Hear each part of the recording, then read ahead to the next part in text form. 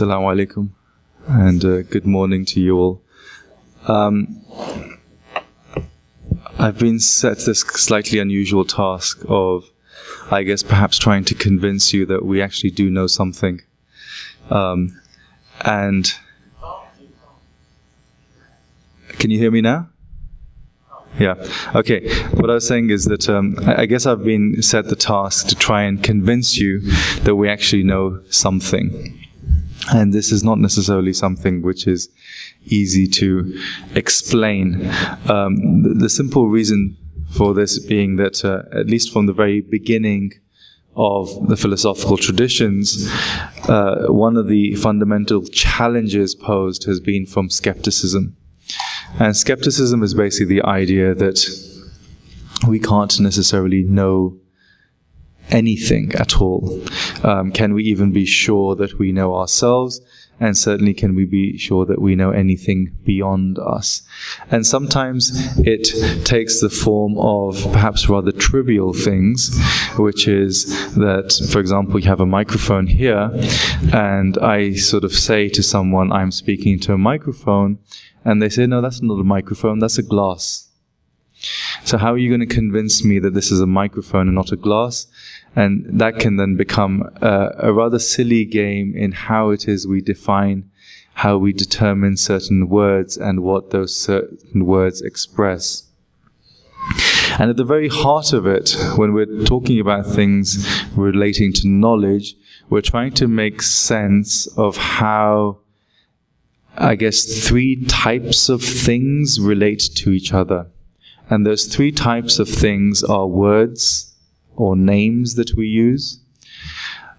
The second is concepts, and the third might be realities or things which are independent of us. So, for example, coming back to the microphone again, we have, say, the term microphone. We might have a concept in our mind of a microphone, and we might potentially have something which is external to us, such as the microphone here. So it's really about saying, the problem of knowledge, I guess, is to say, is there a way in which we can actually connect the three of those in any meaningful manner? And I guess the second part of a skeptical challenge is to say, well, actually, philosophy doesn't yield anything of value. There is no disciplinary body of knowledge that philosophy produces. And interestingly, this is something which comes not only from a skeptical perspective, but sometimes it even comes from certain types of religious perspectives. So, for example, some people who tend to be hostile to philosophy within a religious tradition would say, the use of reason or philosophical reasoning to arrive at any positive knowledge about anything, frankly, doesn't work. The only thing we can know is what we receive from some sort of authority that we trust, and we trust the evidence of that particular authority, and ultimately that authority is something which we consider to be infallible, and that might come from something like revelation or prophecy, or something we're told from someone who we trust. So this element of trust is absolutely significant. Trust and evidence, in many ways, is the very foundation for why we might claim we know certain things.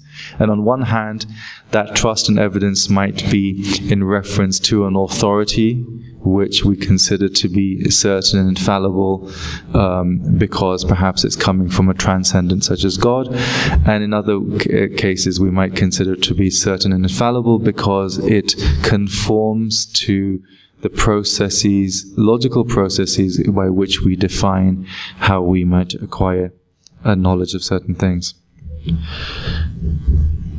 Now, another element of a skeptical challenge, again, relates to coming back to this issue of why do we call this perhaps a microphone as opposed to a glass. And this is a nice little game. You can play with your kids. To prove to me that this is a table and not a chair. Because it forces you to think about how we might define something. So classically, the way definition works is to say that everything we experience can be separated into certain types of categories of things. And the way we define those categories is by saying that those things have certain essential properties. So, for example, there are certain properties which are true of all tables, and there are certain accidental properties, and those are things which are true of some tables and not others. So, you could say that there are certain properties which are true of rectangular tables, as opposed to round tables and so forth, which might be accidental differences, but we might argue that either having 4 legs or having some sort of base and a top upon it is something which is more essential and true of all.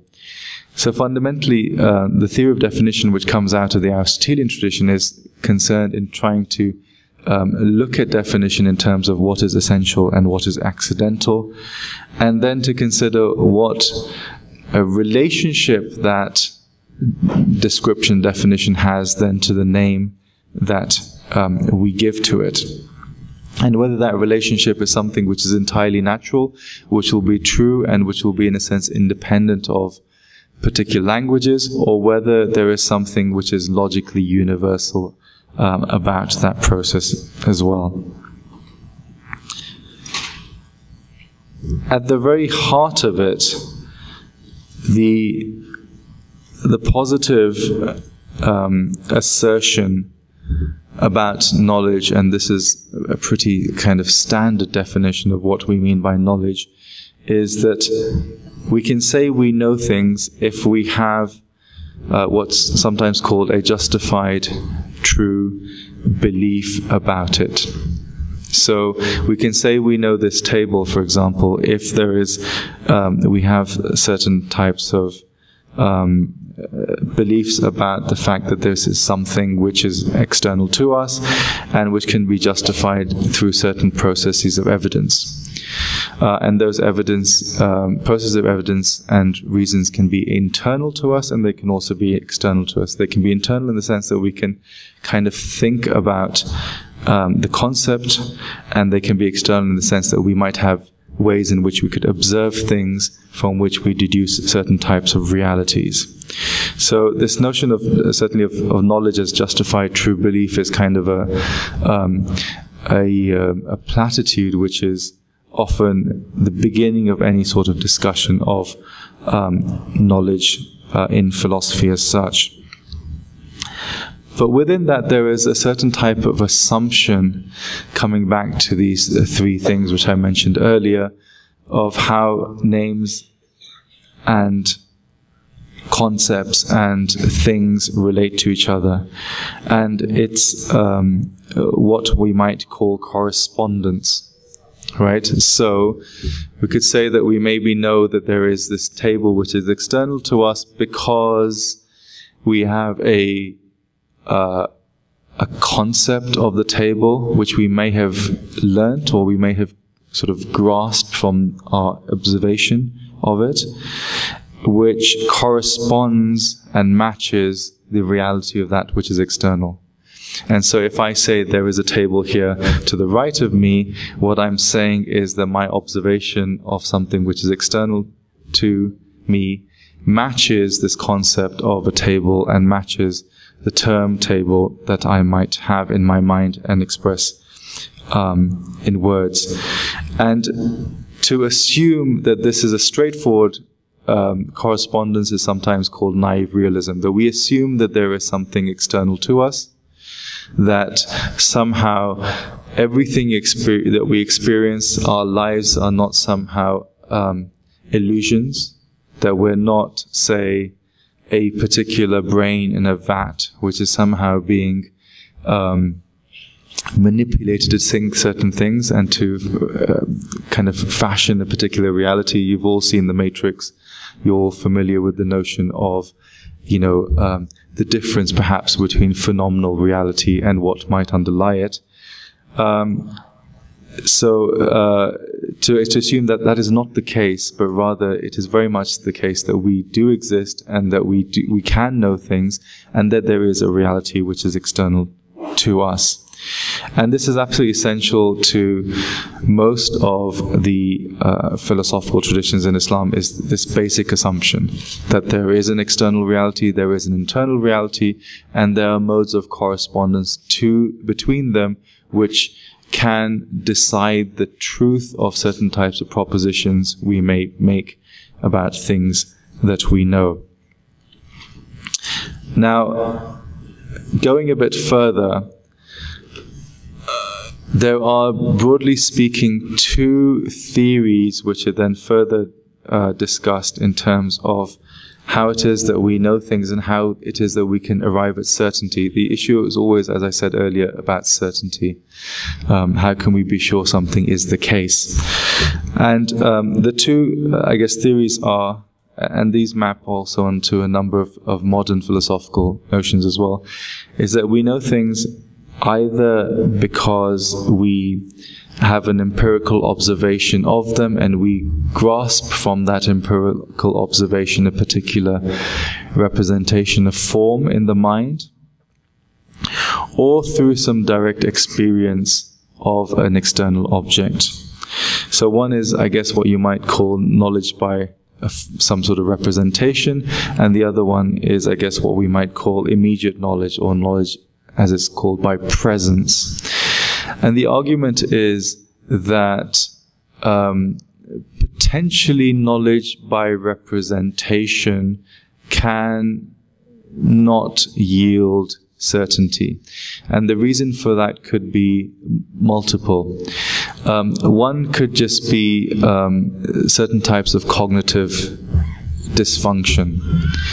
So sometimes, for example, people don't see, I don't know how many people here are colorblind, but I'm sure statistically some of you will be, probably on this side actually, more than that side. So you won't necessarily tell the difference between, say, red or brown, for example. So, you know, if someone presents you with, say, a laptop with a red cover, they might not necessarily be able to see that and know that for themselves. So cognitive dissonance can potentially act as an obstacle to some sort of representation. And there are different types of internal dysfunctions as well. But the argument is that knowledge by presence is something which is a bit more different, and it's something which is direct. The problem is, usually what happens is the examples that people give can be potentially misleading, right? So, for example, the classic case given is, how do we know that honey is sweet, right? So we could potentially know honey is sweet because someone tells us this, and because maybe you've got a jar of honey which is labeled sweet, or you could taste it. So the idea is that by actually directly tasting the honey, and one assumes that one has a notion of sweetness, one can certainly know for oneself that honey is sweet. As I said, this is potentially problematic, of course, because taste is still a sense and is still open to problems of dysfunction. I'm sure you're all familiar. Well, I'm sure at least some of you will be familiar with the idea of when, frankly, you're incapable of tasting anything. So you might not even be able to tell the difference between, say, the classic vinegar and honey cases. But the notion is that the most certain way you can know something is by directly experiencing it.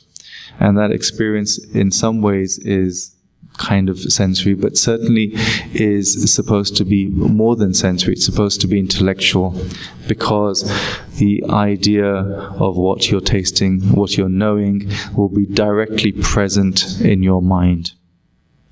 And that direct presence is considered to be something which is far superior to something which is merely represented. And the classic example of that sort of direct experience, which cannot be doubted, and which then to a certain extent acts as the foundation for any sort of knowledge, is self-knowledge. The idea is that ourselves are entirely transparent to us. We don't have to think about whether it is I who am thinking, because that I is entirely as transparent to that subject which is thinking. It's not the case that we have to represent ourselves to ourselves. And then on the basis of that indubitability of self-knowledge, then we can go forward and know other types of things. But fundamentally, as I said, we come back to this issue that we want to know how we achieve certainty. And as I said, they're broadly speaking these two approaches. There's an approach of how we define knowledge and how we perhaps, through rational and empirical sources, and how we perhaps define knowledge which comes from authority. And to a certain extent, these come together. And as I was indicating earlier, in the previous talk about the dual nature, external and internal nature of divine grace, which allows us to come to some sort of understanding. There is the internal processes of the intellect within us, which allows us to understand things and to arrive at truths, whether those truths are about the nature of reality or about values, or the external forms of evidence which indicate certainty, which of course relate to things like revelation. Now, one of the things which I think was raised in the abstract, which was wonderfully written by Hassan there at the back, was how does a process of knowledge, or how we know things, then relate to how we act? And this is particularly of significance in the ethical realm. So we have potentially two kinds of issues. One is, can we actually know moral truths? Is there a way we can know, for example, that murder is wrong or right? And does that knowledge then impel us to act in a particular way? And the argument, of course, of most of the Islamic traditions is, yes, we can know whether murder is right or wrong, and there are potentially two ways we can do it, which I've already discussed, external and internal, either through rational internal processes or through adherence to authority, through revelation. But does that necessarily make us a good person? Does that knowledge then communicate into an action which is worthy of either shunning a particular act, or if it's a positive thing, of doing a particular act? And this is a very old problem. It's like a certain type of how do you avoid a dissonance between something that you know and something that you do, or perhaps even vice versa, between something that you do and something that you know. Someone earlier in this conference asked me the question, which I thought was quite interesting, whether it was possible for an atheist to be a marja. And I kind of joked and said, how do you know there aren't any already out there? But apart from that, that kind of raises this whole fundamental issue of how you can have a dissonance between knowing something and doing something. So you could argue that, well, you don't know that God exists, or you might absolutely deny it. You might absolutely deny the value of any moral properties, but you might actually act in a particular way for whatever reason. It could be for certain types of gain, where you might act in a particular way which looks like you're a wonderfully good human being, and the other way. So how do you make sure that you don't have that sort of dissonance? Now, one of the things which is stressed in the Islamic philosophical and mystical traditions is that knowledge is not purely a theoretical set of propositions that we might hold about the world, but rather knowledge is something which transforms us. It's absolutely essential to our very being. And as we know more, we get transformed. And that process of transformation, that process of ethical engagement, means that we are then going to be naturally inclined more and more to act in a particular way. So, in that sense, if you know good, it means that you are becoming good, which means that you are then the ground for actions which are good. And this kind of inference from the transformation, who you are, to then what you do is absolutely essential. It kind of encapsulates the way in which ilm, I guess, leads to certain types of amal. But we always need to be aware of what that skeptical challenge is, and we always need to be aware of where dissonances might occur. And it's perhaps because of that awareness of that challenge and the awareness of the dissonance that one has to constantly balance, I guess one would say, these two aspects of divine lutf. The external aspect of the revelation, the external information from authority that one's been given, and the internal confirmation and a certainty which arises out of internal knowledge processes within the self.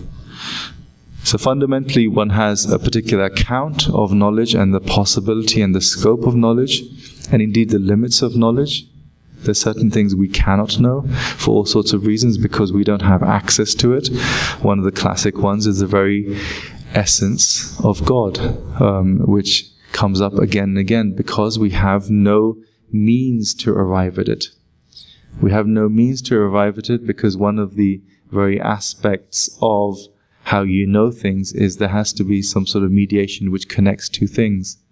There is nothing which directly connects us with the very essence of God, even if we consider existence to be something which connects the two of us. It's just not present. So there's certain types of limits.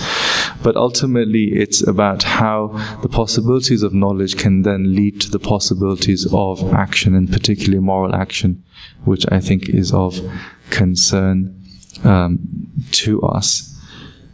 So what I've tried to do is really, I think, try and lay out what I think the challenges are, particularly the ethical challenges, the skeptical challenges, and then to give you a sense in which how one might try to respond with a view to looking at what certainty is and then what sort of agency might arise out of that. And as I said, I suspect it's probably been a bit confused and theoretical for an early morning start, but maybe we can have some questions and answers which can begin to make it a bit more concrete. And I don't pretend that this is an easy issue. There's an obvious reason why for thousands of years people have been arguing about what knowledge is, precisely because it's not that definitive. So thank you.